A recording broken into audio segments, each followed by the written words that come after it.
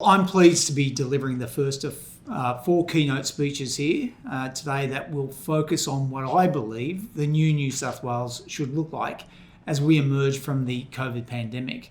Today's topic, as you said, is Service New South Wales for Business, followed by Service New South Wales for Individuals, then Vision Digital, and I'll finally address the topic of grounding change right across the New South Wales government. Now, as the state's First Minister for Customer Service, it's important that we outline the vision for digital services, particularly with a customer lens. COVID has dominated the world in the year 2020, and it's pointed that these 4 numbers, 2020, also represents perfect vision. Perhaps our future history is telling us that in the year 2020, we must focus on vision. We have to look beyond the dark clouds of COVID and chart a new course for the new New South Wales. The 9 most terrifying words in the English language are "I'm from the government and I'm here to help." This political maxim was coined by President Reagan in 1986, and it should be tattooed on the forehead of every minister in the 20th century. When Reagan made the statement, the world was climbing out of a recession and was about to embark upon a period of prolonged growth. It's understandable why you would not want the heavy hand of government in the car with its hand right on the handbrake. In 1986, governments were big, slow and myopic. Their ability to tackle complex issues was significantly hamstrung. Real time in the 80s translated to months, not minutes. There was less data, less information, less news, no social media. It was not just a different century, it was a different world.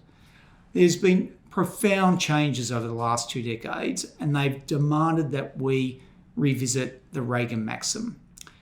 For businesses, as you know, COVID has resulted in a significant movement of the economic tectonic plates. We will see the true scale of this earthquake when government life supports are eventually turned off. Businesses rise and fall all the time. They have to adapt to new customer demands and expectations. Businesses that fail to adapt will be left behind and will be replaced by new ones. It should be the same for governments. When they become stale or are unable to adapt to people's needs, governments must move on. New South Wales is the powerhouse of the Australian economy, the proverbial aircraft carrier of the fleet. However, when COVID hit about 7 months ago, we needed the pace and agility of a Corvette. So when we went into lockdown, we needed to provide the financial assistance to businesses and at speed. Back in April, $750 million was committed by the New South Wales government to help small businesses. The funds needed to be released quickly. So through Service New South Wales, we delivered $10,000 grants. It was a seamless online experience. Businesses were getting funds into their accounts within 72 hours. Within 2 weeks of the grants opening, we had about 2,500 grants out the door. We subsequently revised and expanded the program. Now, each time, Service New South Wales has been the port of call for business support. Today, just under 58,000 businesses have received grants delivered through Service New South Wales. During the winter months, it became more obvious that we needed to provide more services. High infection rates immediately translated to a drop in confidence. It's one thing to help businesses keep their doors open, but we had to get people getting back through the front door of businesses in a COVID-safe way. We were the first jurisdiction in Australia to work with businesses to set up a COVID-safe registration. In this way, businesses could tell their customers that they were adopting the best practice to keep their customers and their staff safe. As of today, we have over 91,000 businesses registered as COVID safe. One of the main ways we can stay on top of the virus is via contact tracing. This requires accurate information to be given to the health professionals at speed. Initially, businesses were obtaining details of patrons via pen and paper. This raised issues. Paper gets lost, writing is hard to read, details aren't verified.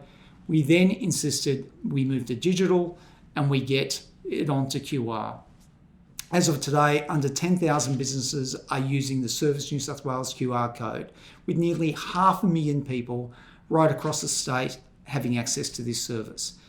This rapid deployment has happened in less than a month. This would not have been possible without the digital muscle built into service over the past 2 years. What has also become very apparent was the power of business to help us in the pandemic. For example, we quickly changed regulations to allow small bars to offer off-premises service of alcohol in form of takeaway and delivery. We saw many businesses use their $10,000 grants to transition to digital. Dance studios went online and thereby extended their traditional customer base by going national. I also want to praise the larger businesses. They showed remarkable leadership and speed. The supermarkets, for example, had hand sanitizers, the masks and the plastic shields in place in no time.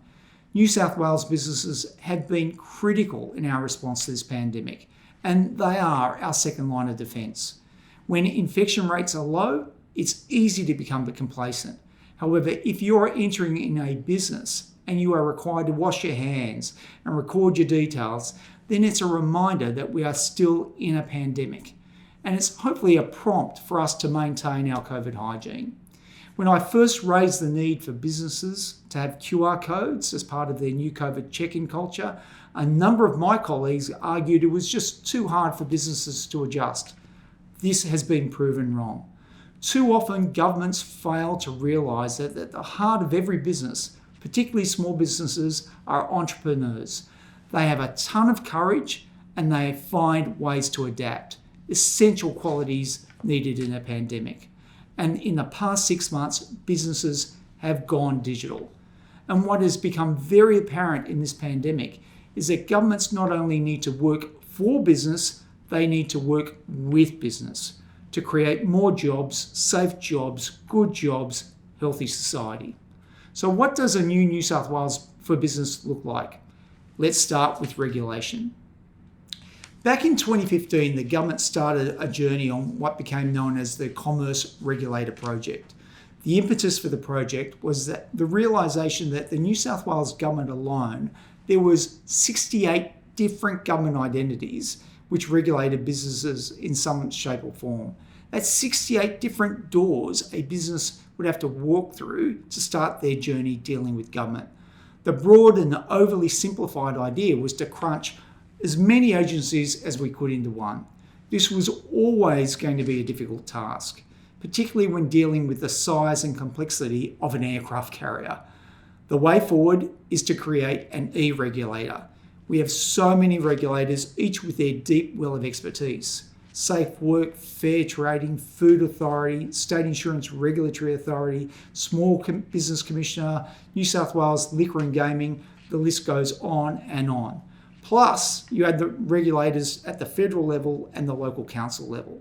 For example, if you wanted to establish a service station, there are over 16 agencies, 37 acts and regulations that you have to deal with. Hypothetically, the service station could have Fair Trading out on Monday to deal with a pricing issue, Safe Work out on Tuesday to deal with a slipping issue, the EPA on Wednesday to deal with an environmental contamination issue, the heavy vehicle regulator on Thursday to deal with a tanker issue, the local council on Friday to deal with a signage issue. Even Goddess Durga would be stunned at how many regulatory arms of government that businesses have to deal with.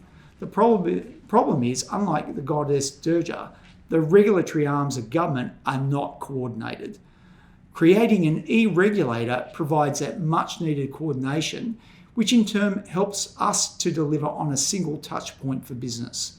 We have already started this journey with e-planning. In New South Wales, if a business wanted to lodge a DA, they would have to navigate over 120 different councils, numerous authorities to obtain consents. This has been transformed. Councils and agencies all keep their expertise, however, they now come together through the e-planning platform. This provides a far superior experience for the people and businesses of New South Wales alike. E-regulation is the linchpin of the Service New South Wales for Business initiative. It will benefit SMEs by 1, providing a single location to manage all licences and compliance activities. 2, making it easier to find information and understand your legal obligations. And 3, digitising applications, automating renewals and streamlining administration, and the all-important saving of time and effort. Regulators need to help keep people safe and help businesses stay in business. They need to focus on pulling out the weeds, not concreting the lawn. E-regulation will help deliver on this ideal. The e-Regulator project means smarter regulation. Now, there are many other products in the pipeline to help businesses in the new New South Wales world. I'll touch on a few key initiatives to give you a sense of what to expect. Digital licenses, moving from plastic to phone. Building on the success of the digital driver's license, we have now turned our attention to digitisation of trade licenses. In New South Wales, we have over 5 million vocational and technical licenses across 130 different licensing schemes. We are starting with the digitisation of the white card in January next year. For those of you not familiar, the white card, also known as a general construction induction card, is issued by Safe Work.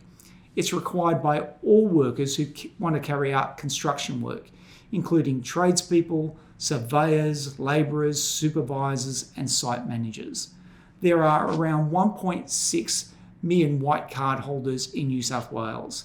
After the white card, we then aim to digitise 3 more licenses by the end of March next year, including electrical, plumbing, and building licenses.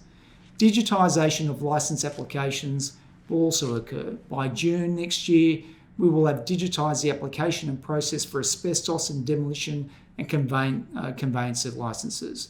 And throughout next year, as the new platform for government licensing scheme is stood up, we will look to digitise more licences from end to end. We also want to help larger businesses to manage their affairs in the most effective way, reducing the time they spend processing government paperwork. Through the new online liquor licence manager, for the first time, pubs, bottle shops, and other hospitality businesses will have access to a customised dashboard. On the dashboard, they can view all their licences, apply for licence modifications, and renew all their licences at once through a bulk payment. Previously, businesses were required to manage the renewal of their licences via internal spreadsheets, often requiring them to process multiple payments, or worse still, get the calculator out and cut a large cheque. During the trial, large retailer was successfully able to pay close to $1 million worth of fees across 138 different licenses in 3 minutes. That previously took weeks.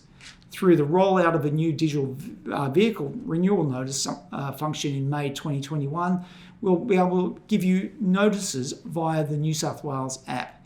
With over 5 million vehicle registers across the state, it means a huge exercise will be reduced to seconds. For businesses with large vehicle fleets, we know it is a painful process, and we are working with Transport for New South Wales to make the experience much more efficient through the introduction of bulk notification and payment options. E-planning for businesses requires a DA from council. That experience will be much improved with the rollout of the e-planning portal to all councils across the state, completed by January 2021. New functionality will be added to the portal, making it easier for businesses to apply for outdoor dining approval and for planning contribution payments to be made. And this is just the beginning. I love e-planning and the revolution that it is, and I can't wait to tell you about the exciting initiatives such as e-construction and e-insurance. Indeed, these visions will be played out in another speech in the not too distant future. Now, the ultimate goal for each business in New South Wales is to have their very own business dashboard, a one-stop shop, a single source of truth, a trusted place where they can get notifications about when their licenses are due, an easy way to pay, getting information about regulatory changes, where they're notified that they are eligible for grants and where most of the grant application would be pre-populated for the businesses and funds deposited into their accounts within 3 days. A trusted place where they can get cyber and privacy alerts.